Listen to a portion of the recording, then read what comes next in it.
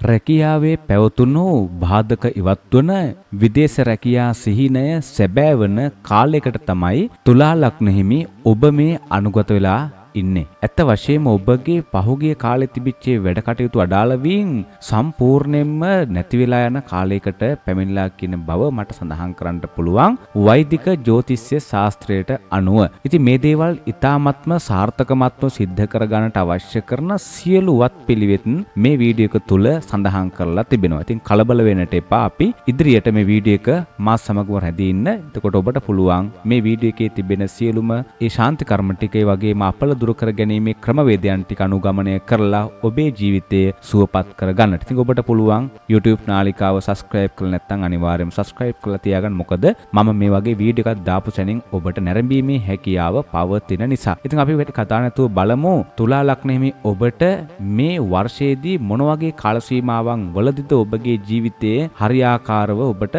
සාර්ථකමත් කරගන්නට හැකියාව පවතින. එහෙමත් නැත්නම් ඔබට පුළුවන් ඔබගේ ජීවිතයේ හැරවුම් ලක්ෂ්‍ය නිවැරදිව තෝරගෙන එයට අදාළ කරන ප්‍රතිකර්ම ටික සිද්ධ කරන්න. ඉතින් ඔබගේ ලග්නයට අනුව මාර්තු සහ අප්‍රේල් මාසවල රැකියාව සහ ආර්ථිකය පිළිබඳව කතා කරොත් එහෙම ඔබගේ රැකියාව තුළ තිබිච්ච බාධාවන් ඉවත් වෙනවා. ඒ වගේම තමයි උසස් නිලධාරීන්ගේ ප්‍රසාදය දිනා ගැනීමට ඔබට හැකියාව පවතිනවා. ඔබට තිබෙන විශේෂම ලාභය තමයි ඔබ පහුගිය කාලවලදී විදේශගත වෙන්නට මග බලාගෙන හිටියානම් ඒ දේවල් සම්පූර්ණයෙන්ම සාර්ථක වන ඒ වගේම සුබ පණිවිඩ අහන්න ලැබෙන කාලයකට තමයි තුලා ලග්න හිමි ඔබ මේ ඇවිල්ලා ඉන්නේ අනුගත වෙලා ඉන්නේ. ඔබේ ආදායම් තත්ත්වය පිළිබඳව කතා කරනකොට තාමත්ම යහපත් ස්වභාවයෙන් පැවතුනත් අප්‍රේල් මාසයේදී අනවශ්‍ය වියදම් අධික වීමට ඉඩ තිබෙනවා. මුදල් ගනුදෙනු කිරීමේදී වඩා සැලකිලිමත් විය යුතුමයි ඔබ ළඟ අහල පහල සිටින අයගෙන්.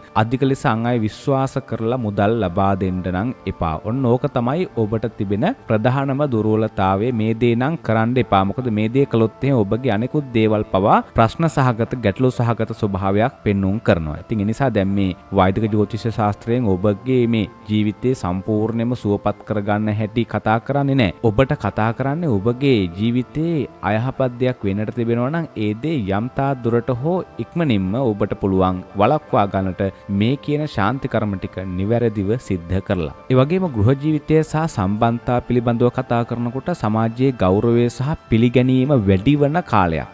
ඔබ පහුගිය කාලේ කොච්චර හොඳ කළත් සමහර විට හොඳ අහන්න ලැබෙන්නේ නැතුව ඇති. හැබැයි මේ කාල සීමාවේ ඔබගේ ඒ සමාජ ගෞරවය ඔබට තියෙන සමාජ ගෞරවය වැඩි වෙන කාලයකට තමයි ඔබ මේ අනුගත වෙලා ඉන්නේ. ඒ වගේම පවුලේ උත්සව හෝ සුබ කටයුතු වලට සම්බන්ධ වීමට ඉතාමත්ම අවස්ථාවක් තිබෙනවා ඔබගේ ලග්නයට අනුව.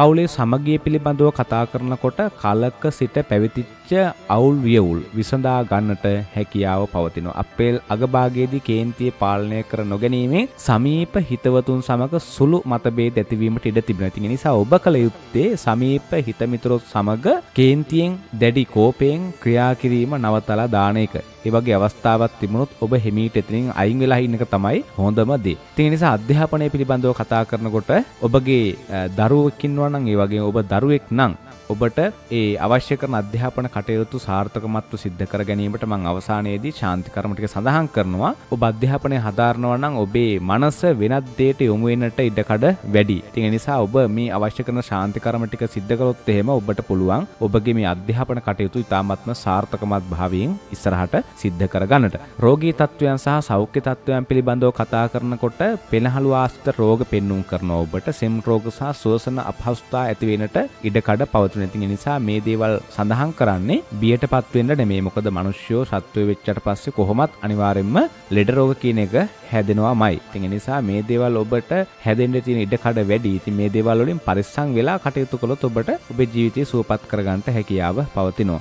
ඔබ විශේෂයෙන් ප්‍රවේශම් විය යුතු කාරණා දෙකක් තිබෙනවා. තමයි වාහන පැදවීම සහ ජලය ආශ්‍රිතව කටයුතු කරනකොට. ඉතින් ඔබ නොදන්නා තැන්වල නාන්න යන්න එපා. ඔබ නොදන්නා විදිහට ඒ කියන්නේ ඔබ කලබලයෙන් ඔබ වාහනයක් පදවනවා නම් ඒකට සංයමයෙන් යුක්තව කටයුතු කරන්න. එතකොට ඔබට කිසිම ගැටලුවක් වෙන්නේ නැහැ. අනිත් කාරණාව තමයි අදාළ ශාන්ති කර්ම ටික නිවැරදිව සිද්ධ කරනවා කරනවා නම් මේවට තිබෙන නරක තත්වයන් මගහැරලා යනවා. ඉතින් ඒ නිසා ඉවසීම ප්‍රගුණ කරන්න මාර්තු මාසේ 3 වෙනිදා සිදුවන චන්ද්‍රග්‍රහණය ආශ්‍රිතව සිටේ නොසන්සුන් බවක් ඔබට ඇති වෙන්න පුළුවන්. හැබැයි තීරණ ගැනීමේදී ඔබ අනිවාර්යයෙන්ම ඉවසීමෙන් යුක්තව කටයුතු කරන්න අවශ්‍ය කරනවා. මාර්තු 15 වෙනිදාට යෙදෙන මහා ශිවරාත්‍රිය වැනි විශේෂ ආගමික දවස්වල ආගමික වතාවත්වල නිරත වීම සහ දුප්පතුන්ට දන් දීම තුළින් අපල තත්වයන් විශාල වශයෙන් මගහරවා ගන්නට හැකියාව පවතිනවා. ඒ වගේ තමයි තුලා ලග්න හිමි ඔබගේ ප්‍රධාන අධිපති ග්‍රහයා. එහෙම නැත්නම් ඔබ මේ වෙලාවේ ගත කරන අධිපති ග්‍රහයා බවට පත් වෙන්නේ සිකුරු ග්‍රහයා. ඒතකොට සිකුරු ග්‍රහයාගේ ඒ අවශ්‍ය කරන බලපෑම් ඒ වගේම ඔබගේ ජීවිතයේ සතුට රඳා පවත්වා ගන්නට සමෘද්ධිය ළඟා කර ගන්නට මෙන්න මේ දේවල් ඔබට කරන්න පුළුවන්කම පවතිනවා. සිකුරාදා දවස්වල බුදුරජාණන් වහන්සේට ඒ වගේම විෂ්ණු දෙවියන්ට සුදු නෙළුම් පිච්ච මල් වැනි සුදු පැහැති මල් පූජා කරන්න. ඒ හරහා ඔබට ඔබේ අපලයන් දුරු කර ගන්නට හැකියාව පවතිනවා. සිකුරාදා දවස්වල හැකි සෑම අවස්ථාවක සුදු පැහැති ඇඳුම් ඇඳීමෙන් ග්‍රහ ආකර්ෂණය ඉතාමත්ම හොඳින් ඔබට ලබා ගැනීමේ හැකියාව පවතිනවා. ඒ වගේම සෙනසුරු අපල සමනයට ඔබට පීඩා තිබෙනවා නම් මේ සෙනසුරු අපලයෙන් ඔබට පුළුවන් සෙනසුරාදා දවස්වල එලකිරි මිශ්‍ර කිරිබත් කපුටන්ට ඉතාමත්ම විශ්වාසයෙන් යුක්තව දන් දීමේ ඉතාම බලවත් ශාන්ති කර්මයක් විදිහට සඳහන් කරන්න පුළුවන්. ඒ වගේම විසුණු දෙවියන් වෙනුවෙන් පවත්වන පූජාවලට සම්බන්ධ වීම, ඒ වගේම නිවසේදී නිල් පැහැති මල් විසුණු දෙවියන් උදෙසා පූජා කරන්න, ඒ වගේම ස්තෝත්‍ර ශ්‍රවණය කරන්න ඔබට ඔබගේ සෙනසුරු අපලයන් දුරු කර ගැනීමේ හැකියාව පවතිනවා. ඒ වගේම සෙනසුරාදා දවස්වල බෝධීන් වහන්සේ අසල තලතෙල් පහන් දල්වලා ඔබට ආශිර්වාද පතා ගන්න, ඒ වගේම සෙනසුරු අපර දුරු වේවා කියලා ප්‍රාර්ථනා කරන්න.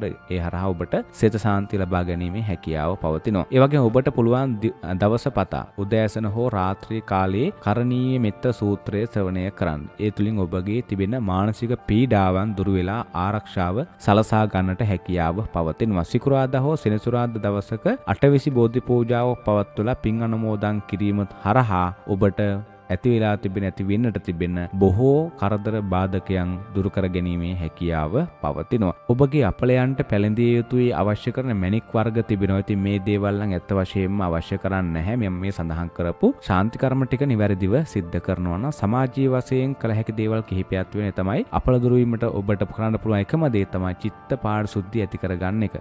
ඒවා සිද්ධ කරන්නට අවශ්‍ය කරන ඔබ මෙන්න මේ විදිහට විශේෂයෙන් අසරණ වූ කාන්තාවන්ට හෝ අන්ධ පුද්ගලයන්ට ආහාර පාන වලින් සංග්‍රහ කිරීම තුලා ලග්න හිමියන්ගේ අපල අවම කිරීමට එය හේතුවක් බවට පත් වෙනවා. ඒ වගේම ගැබිනි මව්වරුන්ට කිරි හෝ පෝෂදායී ආහාර ලබා දීමේ සිකුරු අපල දුරු කර ගැනීමේ හැකියාව පවතිනවා. ඉතින් මම හිතනවා මෙන්න මේ කාරණා ටික ඔබට ඔබගේ ජීවිතය සුවපත් කරගන්නට අවශ්‍ය කරන කරුණු කිහිපයක් කියලා. ඉතින් වැඩිදුර මම මේ වීඩියෝ එක දික්කසන්න බලාපොරොත්තු වෙන්නේ නැහැ. මම ඉක්මනින්ම කතා කළේ ඔබට වෙන්නට තිබෙන ඒ වගේම ඔබ සිද්ධ කරන්නට අවශ්‍ය කරන මේ සියලුම කටයුතු ටික තාමත්ම සාර්ථකමත්ව සිද්ධ කරගන්න ආකාරය පිළිබඳව. ඉතින් මම හිතනවා මේ වෙලාවේ ඔබ හැමදෙනාම YouTube නාලිකාව සමග එකතු වෙලා ඉඳලා ඔබගේ ජීවිතයට යමක් එක්කලා ගත්තා කියලා. ඉතින් ඒ වගේම තමයි ගොඩක් අය මැසේජ් කරලා අහන දෙයක් තමයි මම විදේශගත වෙලා ඉන්නේ කොහොමද මම මේ දේවල් සිද්ධ කරන්නේ කියලා. ඉතින් ඔබ කනගාටු විය යුතු නැහැ. එහෙම ගැටලුවක් ඇති කරගත යුතු නැහැ. ඔබට පුළුවන් නිවසේ සිටින අයට ඔබ මුදල් වලින් ඒ දේ සිද්ධ කරන්න කියලා මුදල් හරහා ඔබට පුළුවන් ඔබගේ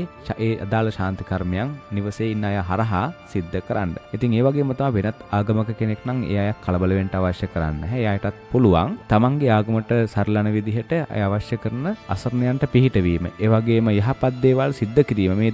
මේ දේවල් වලට ආගමක් අදාළ වෙන්නේ නැහැ. ඉතින් ඒ නිසා ඔබට අවශ්‍ය කරන්නේ ශාන්තිය ලබා ගැනීමට නම් මේ කියන්නා වූ යහපත් දේවල් සිද්ධ කරන්න. යහපත් දේවල් සිද්ධ කිරීම හරහා ඔබට ඔබේ ජීවිතයේ සාර්ථකමත් භාවයට පත් කරගන්න පුළුවන්. ඒ වගේම විදේශ ගමන් සිහින සැබෑ කරගන්න පුළුවන්. ඒ වගේම අධ්‍යාපනය තාමත් ඉහළින් සාර්ථක කරගැනීමේ හැකියාව පවතිනවා. ඉතින් මම හිතනවා මේ වෙලාවේ ඔබ YouTube නාලිකාව සමග එකතු වෙලා මේ සියලුම කාරණා පිළිබඳව ඉගෙන ගත්තා කියලා. ඒ වගේ මේ දේවල් වලට ඔබ සූදානම් වෙනවා කියලා. ඉතින් ඔබට පුළුවන් channel එක subscribe කරලා නැත්නම් අනිවාර්යෙන් subscribe කරලා තියාගන්න. ඔබගේ ජීවිතයේ දිනෙන් දින ਸਰව ප්‍රකාරයෙන්ම සාර්ථකමත් භාවයට පත්වෙත්වා. සියලු දෙවියන්ගේ රැකවරණය ලැබේවා. ඔබට තෙරුවන් සරණයි. ජේසු පිහිටයි කියලා මම මේ වීඩියෝ එක අවසන් කරනවා.